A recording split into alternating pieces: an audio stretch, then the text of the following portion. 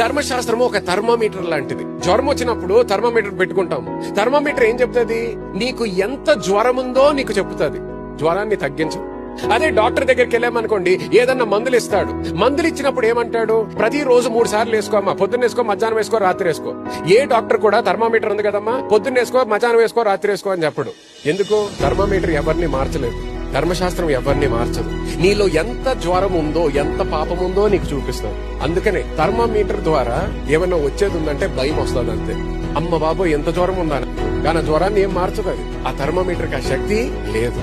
కానీ ఎప్పుడైతే నువ్వు ఆ మందు తీసుకుంటావో, ఆ మందుని ఎప్పుడైతే తీసుకుంటావో, ఆ మందుకి శక్తి ఉన్నది ఆ జ్వరాన్ని తీసివేయడానికి. ఇప్పుడు ఎప్పుడైతే నువ్వు యేసుక్రీస్తు చేసిన కార్యాన్ని నువ్వు స్వీకరిస్తావో, నూతన నిబంధన ఎప్పుడైతే స్వీకరిస్తావో, ఈ నూతన నిబంధన ద్వారా వచ్చినటువంటి ఆశీర్వాదాన్ని ఎప్పుడైతే స్వీకరిస్తావో, అప్పుడు మన జీవితంలో నిజమైన మార్పు కనిపిస్తుంది.